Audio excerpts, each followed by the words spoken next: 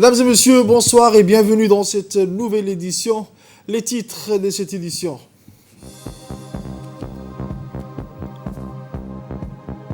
Nos actualités nationales, une délégation militaire conduite par le ministre de la Défense inspecte le secteur de Doumera. Sur la scène internationale, la France a franchi samedi jour de Noël la barre de 100 000 nouveaux cas du Covid-19 en 24 heures.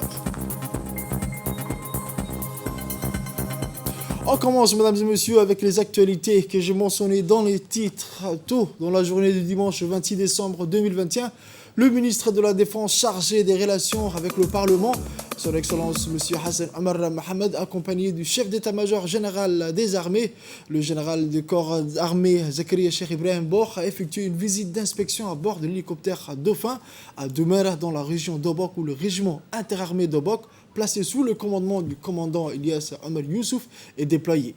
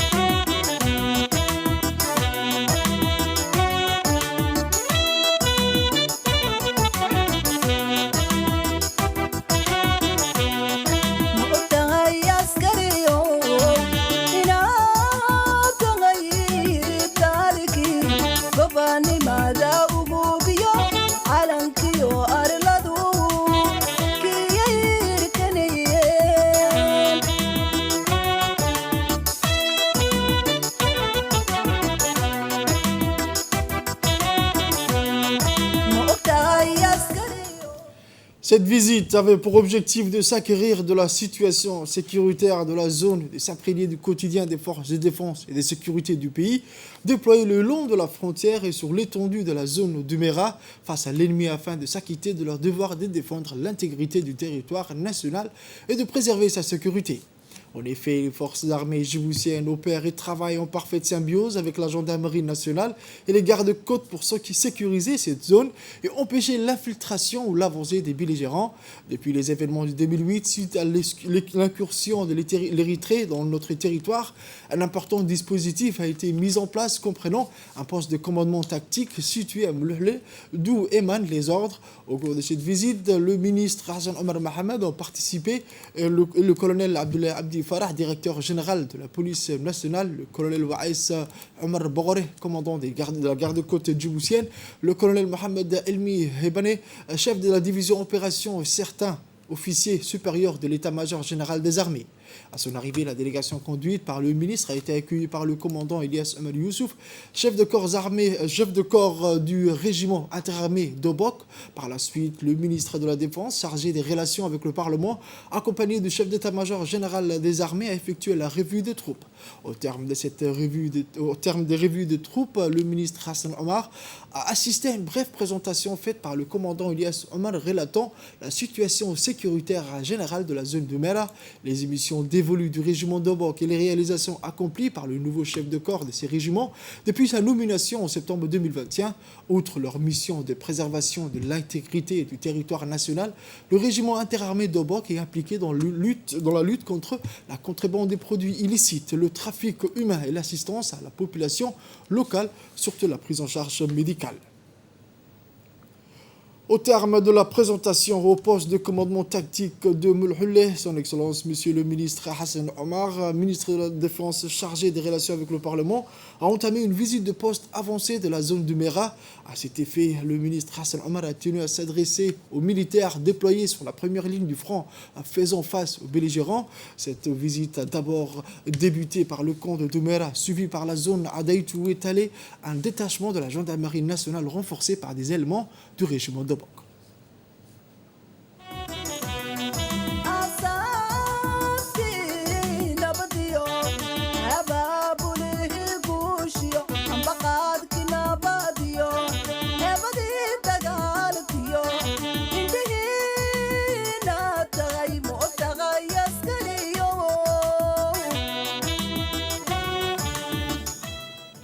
Par cette visite, le ministre a voulu signer pour sa présence et qu'il mesure l'importance et le sacrifice au quotidien démontré par ces militaires à vouloir défendre au péril de leur vie notre chère nation. En dernier lieu, le ministre s'est rendu au monument des martyrs érigés en la mémoire de nos vaillants militaires tombés au champ de bataille avec honneur afin de leur réciter la Fatiha et implorer le Tout-Puissant Allah que leur rétribue du paradis éternel. Amen.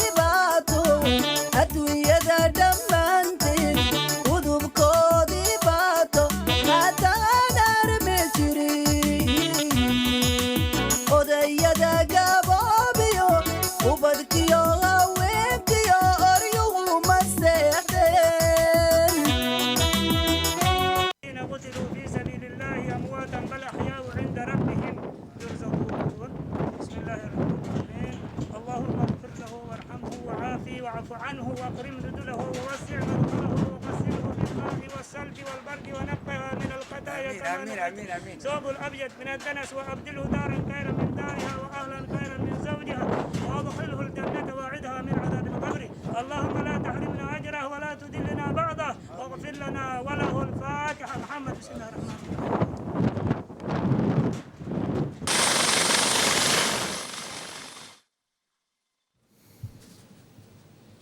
Autre actualité de ce journal, le ministre du Budget, son Excellence M. Abdelkarim Aden Cher, accompagné par l'ensemble de ses collaborateurs, était aujourd'hui en audience devant la commission chargée de l'économie des finances et du plan de l'Assemblée nationale.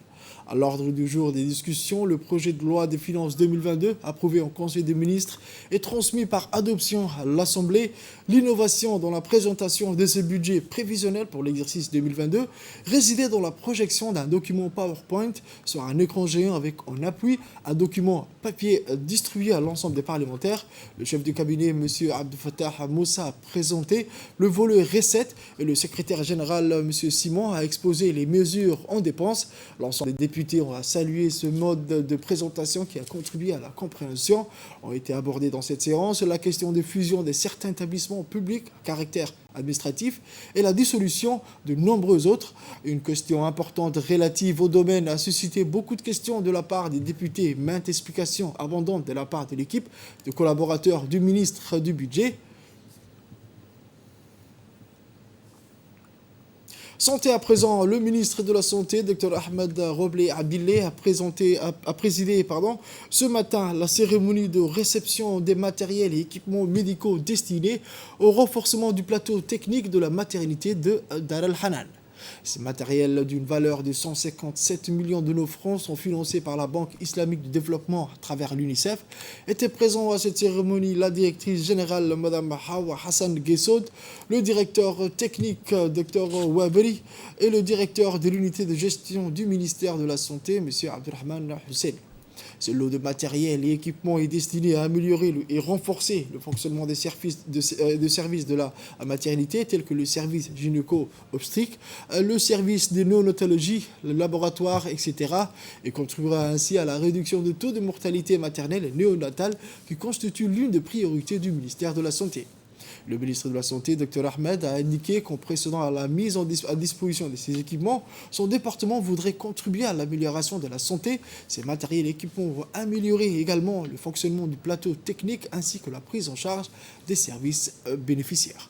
On écoute à présent le directeur technique de la maternité d'Arahan qui a exprimé son remerciement à l'encontre de son Excellence le ministre de la Santé pour l'octroi de ces matériels médicaux et ont indiqué que ces lots de matériel et équipements contribueront à l'amélioration de la qualité de prestation de services et à la prise en charge des urgences médico-chirurgicales.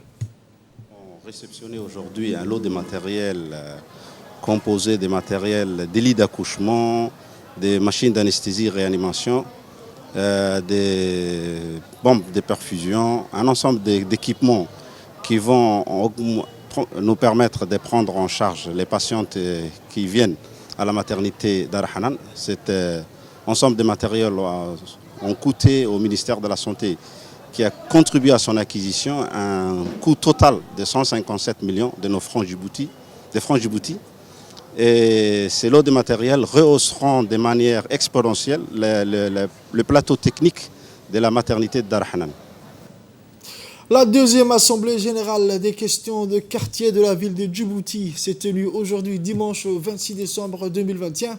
Un événement important qui a vu la participation du maire de la capitale, Mme Fatouma Awal Ousmane, les parlementaires nationaux, du premier adjoint de la maire, des présidents des communes de la capitale, les cadres de la municipalité de Djibouti, la représentante du ministère délégué à la décentralisation, ont également pris part à cette cérémonie l'ensemble des conseils de quartier des 3 communes de la capitale. À l'ordre du jour de cette manifestation, le bilan des activités entreprises durant ces 2 années de fonctionnement. Ainsi, les membres des conseils de quartier se sont exprimés tour à tour et ont présenté le travail accompli, à savoir la préservation de la concorde nationale, la coopération avec plusieurs ministères pour l'exécution de tel ou tel projet à caractère social. S'en est suivi l'intervention des présidents des communes de la capitale de Djibouti qui ont eux aussi vanté le mérite, mais également le rôle important que joue le conseil de quartier dans la vie de nos concitoyens.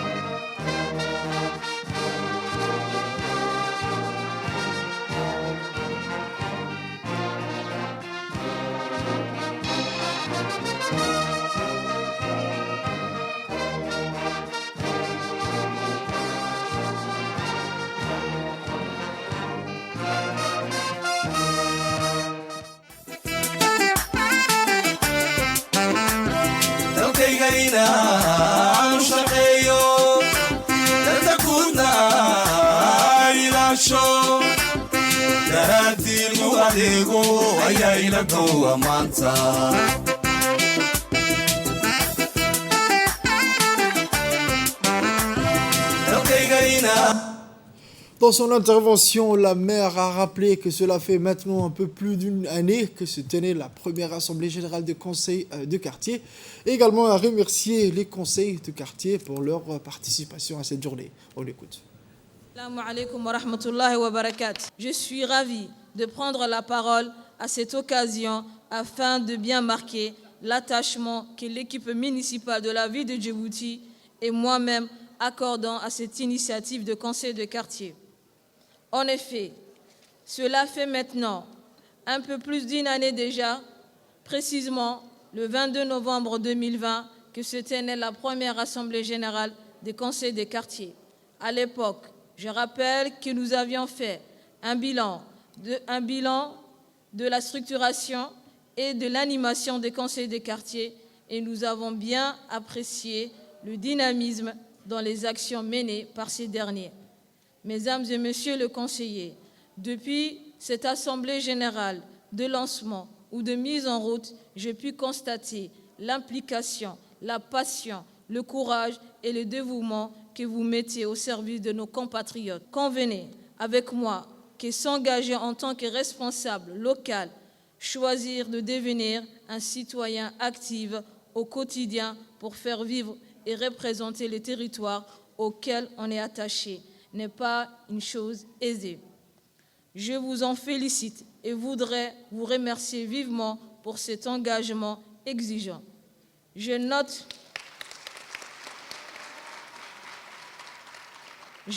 avec beaucoup de satisfaction qu'après 3 années de fonctionnement effectif, l'enthousiasme, le volontariat ainsi qu'une appropriation de l'outil de conseil des quartiers par la population Cette Assemblée générale est donc l'occasion d'écouter, d'échanger et de dialoguer. Nous pouvons et nous devons débattre sur les sujets qui nous préoccupent et surtout échanger sur nos perspectives. Parlant de perspectives, permettez-moi de rappeler que notre ambition est de faire des conseils de quartier la cheville ouvrière de rapprochement effectif des politiques publiques en général et celle de la municipalité en particulier auprès de chaque citoyen. Mais vous le savez déjà, je suis et je serai toujours présente à vos côtés, pas seulement dans les bons moments, mais aussi pour vous aider et vous soutenir dans vos tâches difficiles, mais ô combien exaltantes. Nous ne pourrions réussir à accomplir cette noble mission tout seuls.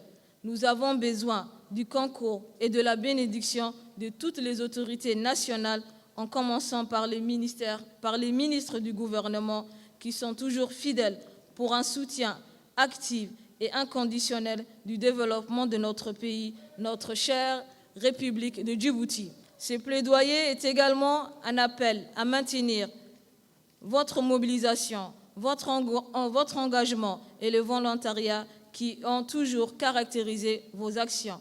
J'ai foi en l'avenir, mais en un avenir meilleur et inclusif à travers le conseil de quartier qui deviennent aujourd'hui les cellules de la ville. En venant à votre rencontre aujourd'hui, je souhaite vous dire que je vais continuer à être un maire qui consacre plus de temps au contact direct avec vous. Je voudrais aussi vous dire un grand merci pour tout ce que vous faites et tout ce que vous ferez. Cap vers le nord à présent, en partenariat avec le ministère délégué chargé de la décentralisation et avec l'appui du PNUD, le conseil régional de Tadjoura a clôturé un compte rendu de son mandat 2017-2022 du 23 décembre 2021 dans la ville blanche avec les différents services concentrés à la présence du préfet Hassan Dabelé et la directrice du ministère de la décentralisation, Mme Ferdousa Ahmed. Cette initiative s'inscrit dans la volonté de promouvoir la bonne gouvernance et des recevabilités auprès de la population. Les services concentrés attendent des élus qu'ils rendent des comptes sur la tenue de leur engagement et la qualité de leur gestion. C'est dans ces contextes du devoir que les élus se sont rendus pour présenter le bilan de leur mandat 2017-2022.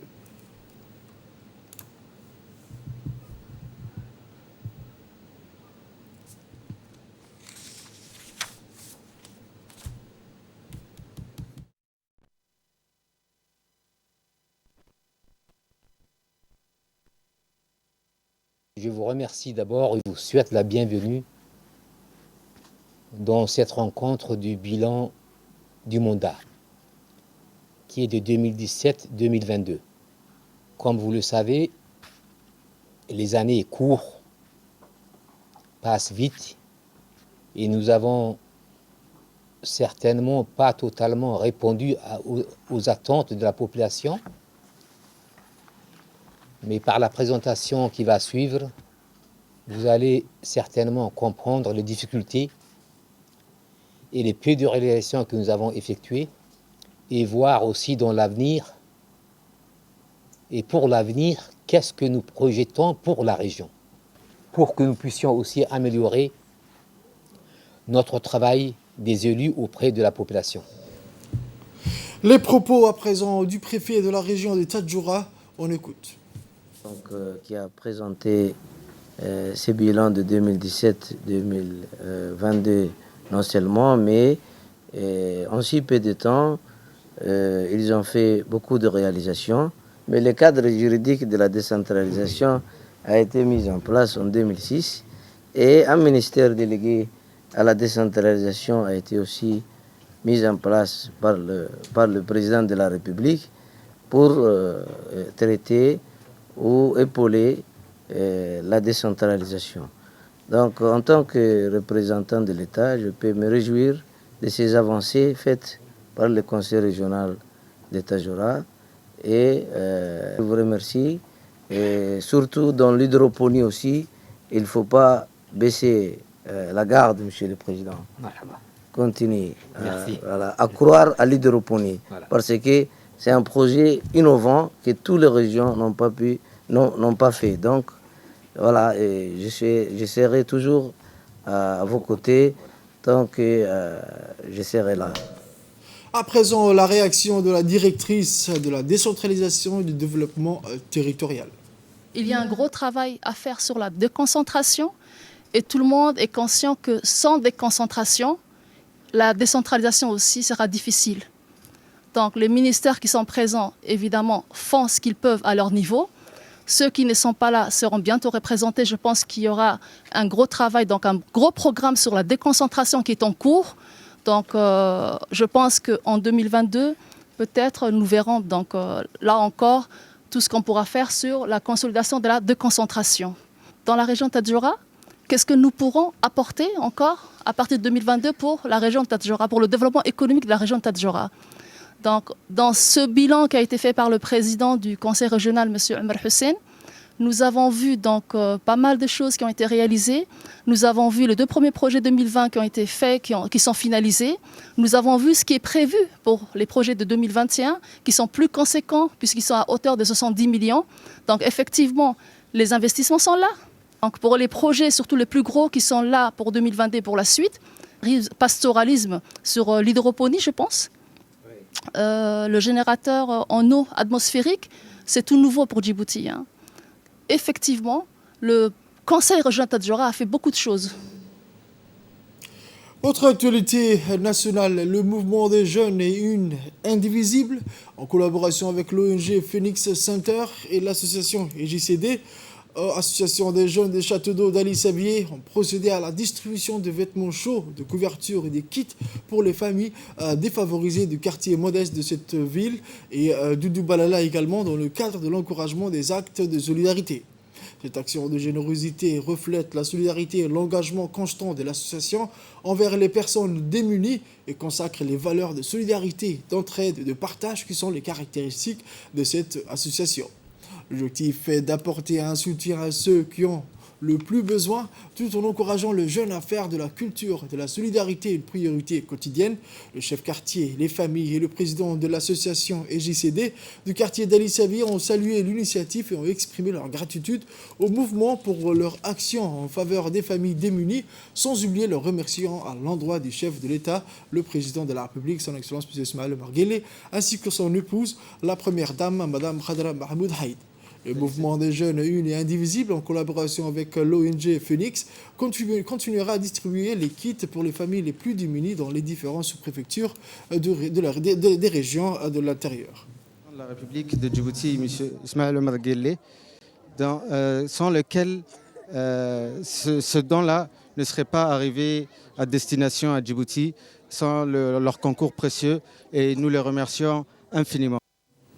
Dans la soirée du 22 décembre, les enquêteurs de la brigade d'enquête des délégations judiciaires du commissariat central ont mené une opération coup de poing pour mettre un coup d'arrêt à la vente illicite de cannabis. Suite à un regroupement d'informations fiables que les éléments de la brigade des stupéfiants décident d'ouvrir une enquête pour démanteler ce réseau de trafiquants de cannabis, les investigations menées par les OPJ ont permis la découverte d'un dépôt référant une quantité de cannabis estimant environ 50 kg et d'une valeur monétaire de plus de 3 millions de nos francs Djibouti.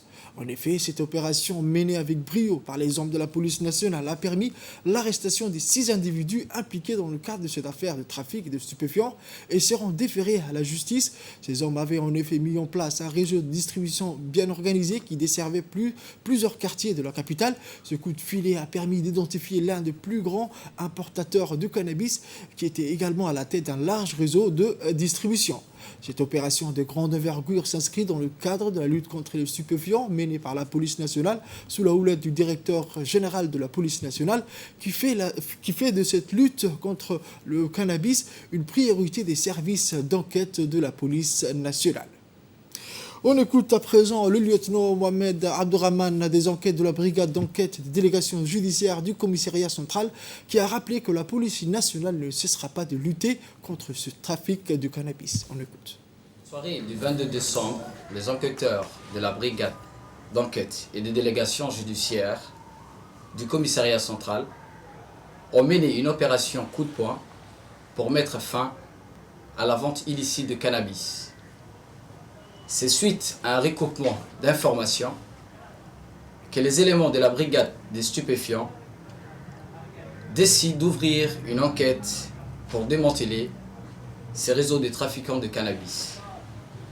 Les investigations menées par les OPJ ont permis la découverte d'un dépôt contenant une quantité de cannabis estimée à environ 50 kg et d'une valeur monétaire de plus de 3 millions de francs Djibouti.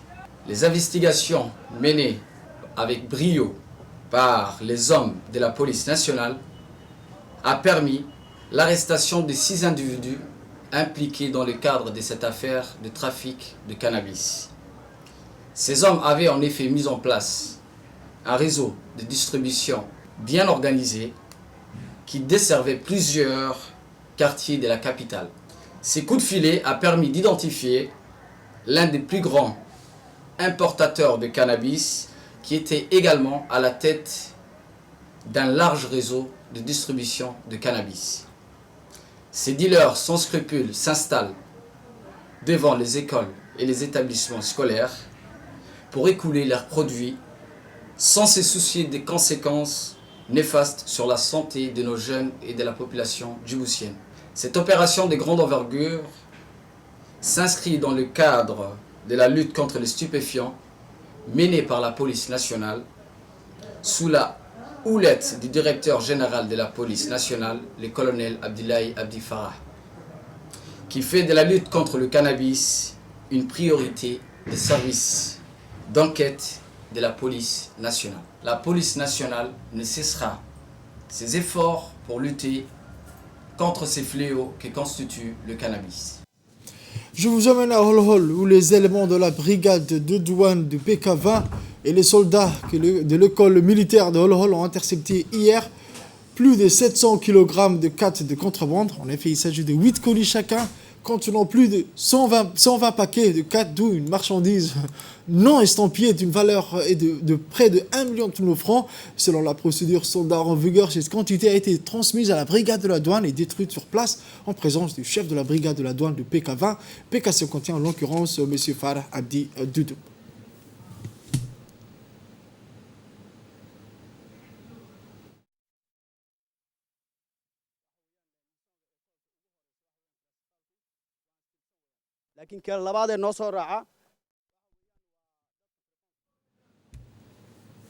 Il est l'heure à l'appel à la prière de Salat al-Asr. On se retrouve juste après.